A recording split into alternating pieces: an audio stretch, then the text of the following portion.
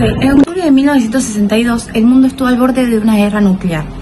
Durante 13 días, las dos superpotencias más poderosas del mundo, Estados Unidos y la Unión Soviética, se enfrentaron a una tensión que podría haber terminado con la destrucción de gran parte de la humanidad. A este enfrentamiento se lo conoce como la crisis de los misiles en Cuba y fue el momento más peligroso de la Guerra Fría. La crisis comenzó cuando Estados Unidos descubrió que la Unión Soviética estaba instalando misiles nucleares en la isla de Cuba, a solo 150 kilómetros de sus costas. El hallazgo desató una serie de decisiones políticas y militares que pusieron al mundo en vilo. Más allá del conflicto en sí, este episodio cambió para siempre la forma en la que las potencias se relacionarían y negociarían. Bueno, yo voy a hablar sobre su contexto y sus antecedentes. Bueno, después de la Segunda Guerra Mundial, el mundo quedó dividido entre dos bloques ideológicos. El bloque capitalista y el bloque comunista.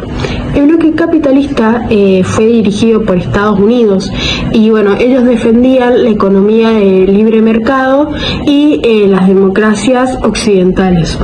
Y el bloque comunista, que esto estaba encabezado con la Unión Soviética, que ellos impulsaban un modelo socialista que fue basado en la planificación estatal y el control político comunista.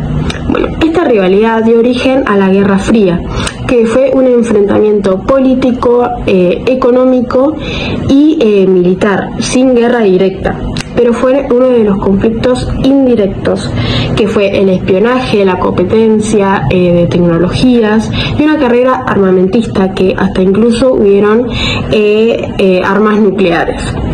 En este escenario cualquier país podía convertirse en un terreno estratégico para alguna de las potencias, que en este caso fue Cuba.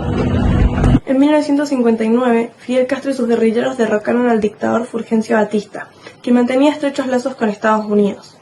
Luego de la revolución, Fidel Castro comenzó a impulsar nuevas medidas agrarias y nacionalizaciones que afectaban los intereses de las empresas estadounidenses.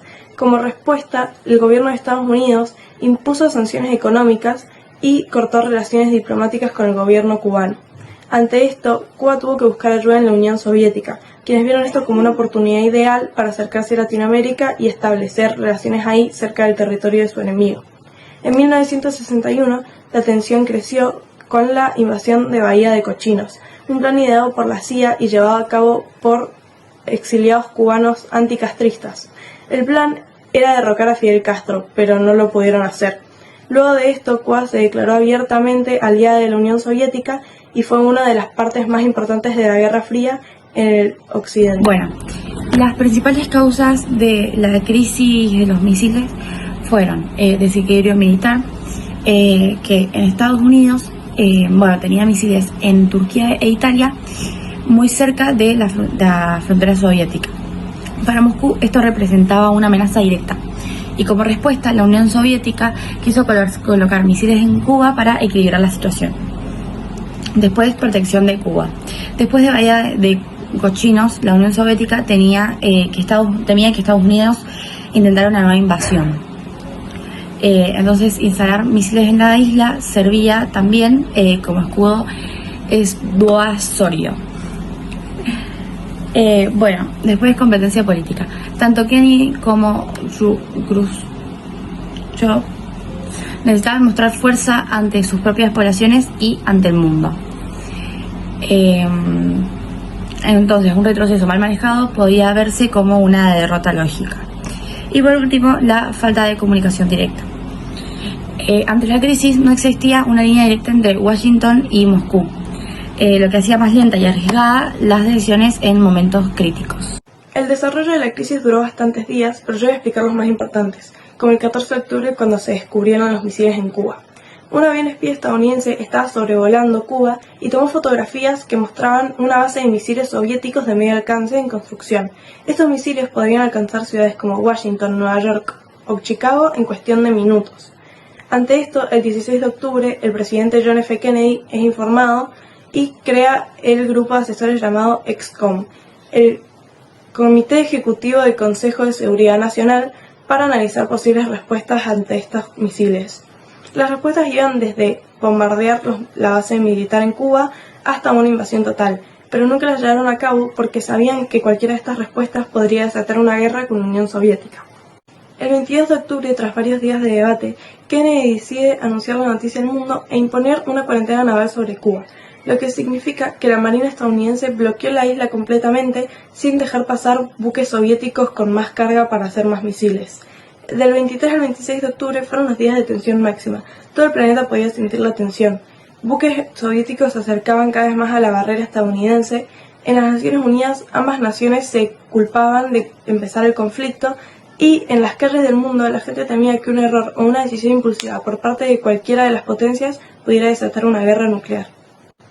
El 27 de octubre se lo conoce como el Sábado Negro y fue el día más peligroso de toda la crisis.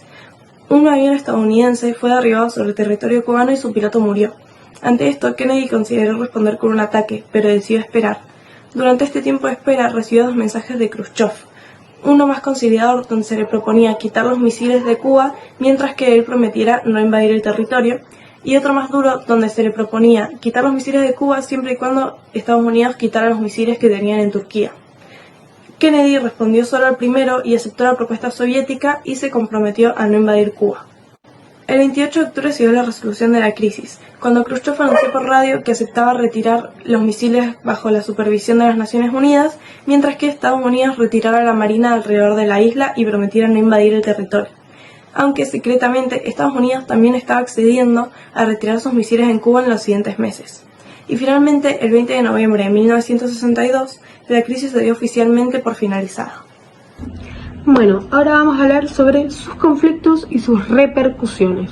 Bueno, evitar la guerra nuclear. Bueno, en ese momento el mundo estaba muy cerca de tener un conflicto nuclear total. Pero bueno, gracias a la capacidad de negociación de los líderes, esto hizo que evitara una tragedia global. Bueno, cambio en las relaciones internacionales. Esto se creó una línea telefónica directa entre Washington y Moscú. Que bueno, esta línea se llamaba teléfono rojo y esto era para facilitar la comunicación en casos de crisis a futuras. Bueno, tratados de control de armas. A partir de 1963 se afirmaron acuerdos del Tratado de Prohibición del Parcial de Ensayos Nucleares, que bueno, esto limitó las pruebas atómicas en la atmósfera. Impacto político e interno. Bueno, Kennedy salió fortalecido internacionalmente, pero en cambio Khrushchev fue criticado dentro de la Unión Soviética por haber cedido ante Estados Unidos, que bueno, terminó perdiendo su poder en 1964. Cuba y el papel de Fidel Castro. Castro se sintió traicionado porque Moscú negoció sin consultarlo directamente. Sin embargo, logró que Estados Unidos se comprometiera a no invadir la isla, lo que aseguró su pertenencia al poder. La crisis de los misiles en Cuba fue el momento más tenso de la Guerra Fría y uno de los más importantes, de los hechos más importantes en el siglo XX. Durante 13 días el mundo estuvo al borde de la guerra nuclear, lo que mostró hasta dónde podía llegar la rivalidad entre Estados Unidos y la Unión Soviética. Después de la crisis, ambos países entendieron que la carrera armamentista tenía límites y que el diálogo era esencial para mantener la paz. Comenzó así una etapa más prudente llamada coexistencia pacífica. Y se creó la línea directa entre Washington y Moscú para evitar nuevos malentendidos. También se pusieron tratados de control nuclear, como el Tratado de No Proliferación Nuclear, que buscaba frenar la expansión de armas atómicas. La crisis dejó una enseñanza clara. La diplomacia y la comunicación deben prevalecer sobre la confrontación y la rivalidad. Su impacto fue social, político y cultural, inspirando movimientos pacifistas y reforzando el papel de Cuba como símbolo del socialismo. En definitiva, este conflicto cambió para siempre la manera en que las potencias entendían el poder, la seguridad y la responsabilidad mundial.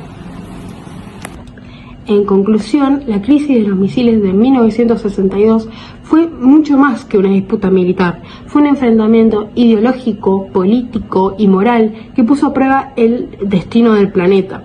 Durante casi 2 semanas, la humanidad vivió con mucho miedo de vivir una guerra nuclear. pero finalmente la diplomacia, la prudencia y la comunicación hizo fin a esa violencia. Este episodio demostró que incluso en los momentos más tensos, el diálogo puede evitar la destrucción. La lección que dejó es clara. Mientras existan las armas nucleares, el equilibrio mundial no solamente depende del poder militar, sino de la capacidad del líder de mantener la paz hacia la humanidad. En palabras de Kennedy, nunca debemos negociar por miedo, pero nunca debemos tener miedo de negociar. Bueno, ahora le damos fin a este tema.